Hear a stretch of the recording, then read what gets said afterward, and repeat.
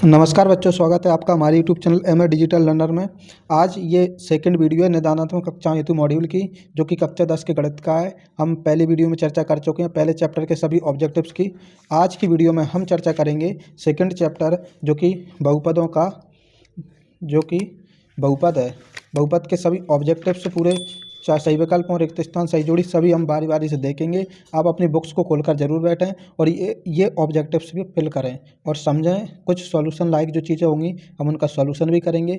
अगर आप ये ऑब्जेक्टिव्स सभी चैप्टर्स के अच्छे से कर लेते हैं तो आपकी ये 30 नंबर में कभी भी गलती नहीं होगी, आप बहुत अच्छा स्कोर करेंगे। तो इस वीडियो को अंत तक जरूर देखना है। चलिए हम बहुपद चैप्टर के ऑब्जेक्टिव शुरू करते हैं। बहुपद चैप्टर हमारे व्यापक बहुपद का जो फॉर्मूला होता है वो क्या होता है? A x square b x plus c. ये दो घातीय बहुपद होता है। और रैखिक क्या होता है हमारा? जिसमें एक घात होती है। अगर तीन घात होती है तब हमारा त्रिघाती होता है। तो आप बेसिक कॉन्सेप्ट तो अधिकतर जानते होंगे, क्योंकि आपने इसके क्वेश्चन भी किए होंगे। पहला है, यदि द्विघाती बहुपद a x square b x plus c के शून्यक अल्फा और बीटा हो तो अल्फा इंटू बीटा का मान। देखो, बहुपदों को अपन शून्यकों का गुणन वाला फॉर्मूला लगाया था, तो ये क्या होता है? सी बटा ए, यानी अचर गुणांक बटे एक्स स्क्वायर का गुणांक। तो जब भी अल्फा इंटू बीटा बोला जाता है तब इसका आंसर क्या आएगा? सी बटे ए। और अल्फा प्लस बीटा बोला जाता है तब हमारा सूत्र क्या होता है? माइनस बी बटे ए। रेखीय बहुपद ए एक्स प्लस बी का शून्यक होगा जब ए एक्स प्लस बी के बराबर में अगर हम जीरो रख दें तो बी राइट साइड में जाएगा तो माइनस हो जाएगा। जब एक्स बराबर निकालेंगे तो माइनस का बी अपॉन ए आएगा। बहुपद एक्स स्क्वायर माइनस 3 के शून्यक होंगे तो शून्यक के लिए क्या होंगे? प्लस माइनस 3, क्योंकि एक्स स्क्वायर बराबर इधर 3 आ जाएगा। जब एक्स से रूट हटाएंगे तो अंदर प्लस माइनस रूट 3 हो जाएगा। एक्स स्क्वायर 7x प्लस 10 के शून्यक होंगे तो इसके शून्यक जब हम निकालेंगे तो कितना आएगा? माइनस का 2 माइनस का 5। चल निकाल के भी देख सकते हैं कैसे निकालते हैं इनके शून्यक। एक छोटा सा क्वेश्चन समझ लेते हैं कि हमें ऐसे दो अंक लेना है जिनका गुणा करने पर 10 बन जाए, जोड़कर 7 बने। तो ऐसा हमने ले लिया 5 प्लस 2 को, क्योंकि 5 और 2 मिलकर 7 बन रहा है और 5 और 2 का गुणा करेंगे तब 10 बनता है। तो एक्स स्क्वायर प्लस ये 5x हो जाएगा, ये 2x हो जाएगा, ये प्लस के 10 हो जाएगा। जब ये कॉमन लेंगे तो x प्लस 5 आएगा और इधर से 2 कॉमन लेंगे तब क्या आएगा? x प्लस 5, यानी ये x प्लस 5 और x प्लस 2 दो हमारे गुणनखंड बन जाएंगे। जब हम इनको जीरो के बराबर लेंगे तब माइनस का 2 माइनस का 5 बनेगा। बहुपद के लिए घात होगी, दो x यहाँ पर और एक्स स्क्वायर पहले से। जब हम x का एक्स स्क्वायर में गुणा करेंगे तो हमारी घात 3 आ जाएगी अधिकतम। यदि द्विघाती बहुपद के शून्यक x माइनस 3 तथा 4 हो तो द्विघाती बहुपद क्या होगा? जब शून्यक हमें पता होते हैं तब हमारा सूत्र क्या होता है? शून्यकों का योग और शून्यकों का गुणन प्लस लगा के। तो जब इसमें हम माइनस शून्यकों का योग रखेंगे, क्योंकि दो शून्यक हैं, इनका योग हमारा कितना होगा? -3 + 4 एक्स प्लस -3 इंटू 4। तो ये क्या हो जाएगा? एक्स स्क्वायर, ये माइनस एक्स और माइनस के 12। कौन सा आंसर आएगा हमारा? पहला। तो ये हमने इसके क्वेश्चन को देख लिया है। आगे हम देखेंगे 8वां प्रश्न। आप सभी ऑब्जेक्टिव्स पूरे देखना है बिना वीडियो स्किप किए, क्योंकि ये ऑब्जेक्टिव्स आपके परीक्षा के लिए बहुत ही इंपॉर्टेंट हैं, जो कि अभी वार्षिक परीक्षा होने वाली है। 8वां क्वेश्चन है, किसी द्विघाती बहुपद के कुल शून्यक उस बहुपद के आरेख के निम्नलिखित पर प्रतिच्छेदन के कुल बिंदुओं की संख्या के बराबर होते हैं। तो कुल बिंदुओं की कौन सी? एक्स अक्ष की संख्या के बराबर होते हैं। हमने इस तरह के क्वेश्चन भी किए थे, और क्वेश्चन किए थे जब ऐसे बोला था कि अगर ये एक्स अक्ष पर 2 हिस्सों में काटता है तो इसके 2 शून्यक बनेंगे, अगर ये 3 हिस्सों में काटता है इस तरह तो इसके 3 शून्यक बनेंगे, जो कि 2.1 पर थे। तो किस पर निर्भर करता है? एक्स अक्ष के प्रतिच्छेदन पर। नवा है बहुपद 6x square plus 13x plus 7 की घात होगी तो अधिकतम घात इस पर कितनी है? 2। तो यही बहुपद की घात होती है। बहुपद के शून्यकों का गुणनफल होगा। शून्यकों के गुणनफल का हमारा सूत्र अभी क्या पढ़ा था? अल्फा इंटू बीटा बराबर सी बटे ए। ये ए का मान होता है, ये बी का होता है, ये सी का। तो सी का गुणांक हमारा 24 है और ए का गुणांक 1 है। तो इसका जब 1 का भाग देंगे तो 24 ही आएगा। तो सी इसका आंसर हो जाएगा।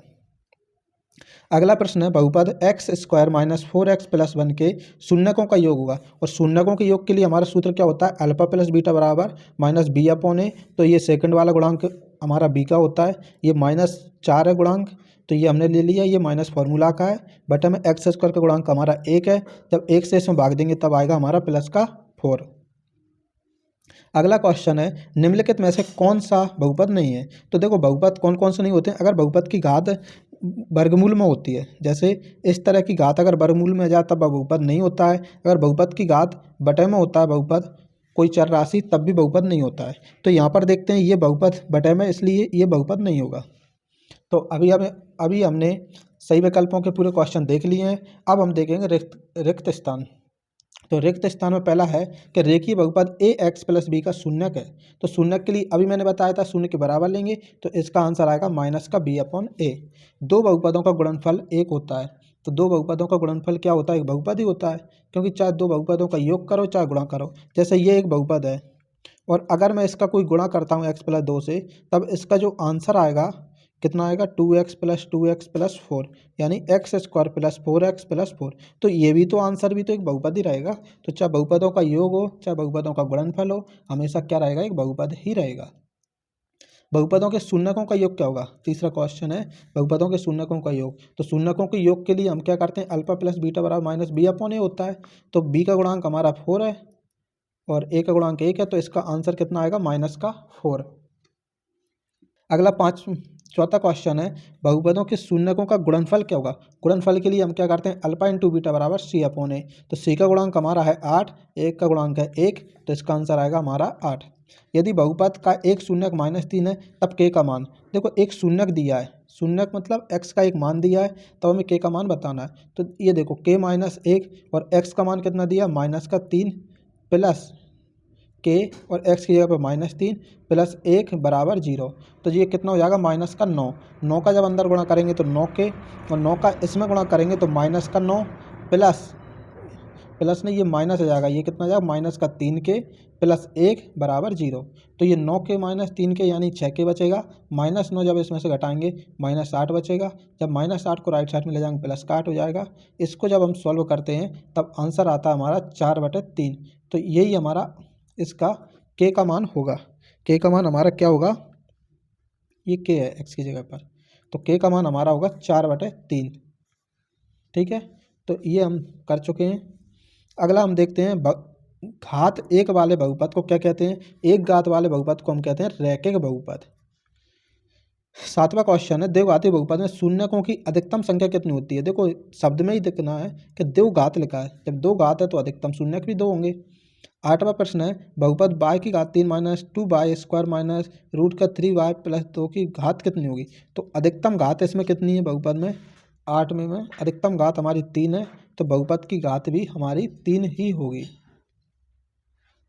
आगे 9वां क्वेश्चन है अल्फा और बीटा बहुपद के शून्यक हैं, तो अल्फा प्लस बीटा का मान अभी हम सॉल्व करके आए। अल्फा प्लस बीटा बराबर क्या होता है? माइनस का बी अपॉन ए। बी का गुणांक हमारा दिया है 5 और ए का गुणांक दिया है 2, तो आंसर आएगा माइनस का 5/2। 10वां प्रश्न है एक द्विघाती बहुपद a x square b x plus c, जहाँ ए बी सी वास्तविक संख्या है, तब ए बराबर क्या होना चाहिए? 0 नहीं होना चाहिए। ये हमारा एक मेन कॉन्सेप्ट होता है बहुपद में कि अगर व्यापक बहुपद हमारा a x square b x plus c बराबर सी है, तो ये बहुपद का व्यापक रूप होता है। यहाँ ए बराबर 0 नहीं होना चाहिए, क्योंकि अगर ए बराबर 0 हो जाएगा तो ये दो घात वाली 0 हो जाएगी, तो ये फिर द्विघाती बहुपद नहीं बचेगा, फिर ये रैखिक रह जाएगा। इसलिए हमेशा इसमें ये साथ में लिखा जाता है कि ए नॉट इक्वल्स टू 0। चलिए आगे हम देखेंगे सत्य सत्य। वीडियो अब तक कैसी लगी? वीडियो को लाइक ज़रूर करें और कमेंट करके ज़रूर बताएं कि वीडियो में और हम बेहतर क्या कर सकते हैं। आपको अगर और कुछ डाउट हो तो कमेंट में डाउट भी बता सकते हैं। चलिए हम देखते हैं प्रश्न क्रमांक 3 के सत्य सत्य। पहला प्रश्न है बीजीय व्यंजक x square minus 2√x plus 7 बहुपद नहीं है, तो क्या बहुपद है या नहीं? तो इसमें देखो चर राशि पर रूट आ रहा है, इसलिए ये बहुपद नहीं है, जो कि ये सत्य लिखा है। शून्य बहुपद की घात शून्य है, ये असत्य है, क्योंकि शून्य बहुपद परिभाषित ही नहीं होता है। अगला प्रश्न देखते हैं हम तीसरे प्रश्न में हमारा क्या लिखा है? शून्य बहुपद की घात अपरिभाषित होती है, तब ये सत्य है। n घात वाले बहुपद की अधिकतम n शून्यक होते हैं, ये हमारा सत्य है, क्योंकि जितनी घात होती है उतनी ही शून्यक होते हैं। अगर बहुपद में घात n है तब n शून्यक होंगे। द्विघाती बहुपद के अधिक से अधिक 2 शून्य हो सकते हैं, तो ये भी सत्य है, क्योंकि बहुपद कौन सा? द्विघाती है। जब दो घात हैं तो शून्यक भी 2 होंगे। यदि अल्फा और बीटा बहुपद a x square plus b x plus c के शून्यक हैं, तो अल्फा प्लस बीटा बराबर बी अपॉन ए होता है, जो कि असत्य है, क्योंकि फॉर्मूला हमारा बी अपॉन ए नहीं होता है, माइनस बी अपॉन ए होता है। त्रिघाती बहुपद की अधिकतम घात 2 होती है, तो ये भी असत्य है। हमारा बहुपद कौन सा? त्रिघाती है। तो जब त्रिघाती 3 घात वाला है तो बहुपद में घात भी 3 होगी। अचर बहुपद की घात 0 होती है तो ये भी असत्य है, क्योंकि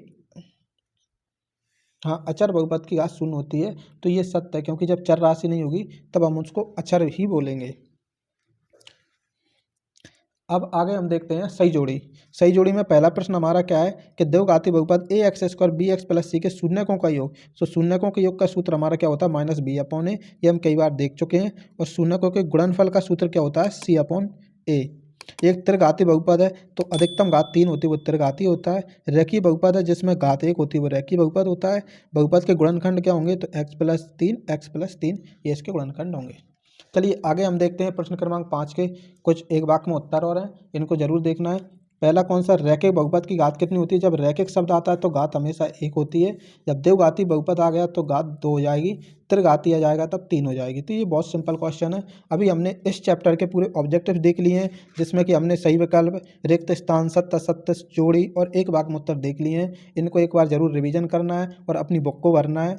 ठीक है, अगर आप ये ऑब्जेक्टिव अच्छे से कर लेते हैं तो आपके एग्जाम में इसमें से गलती की संभावना बहुत ही कम हो जाएगी। इनका रिवीजन जरूर करके रखें, क्योंकि यही आपको अपना स्कोर अच्छा करवाएंगे। धन्यवाद। वीडियो कैसी लगी, वीडियो को कमेंट करके ज़रूर बताएं और अपने साथियों तक भी शेयर करें।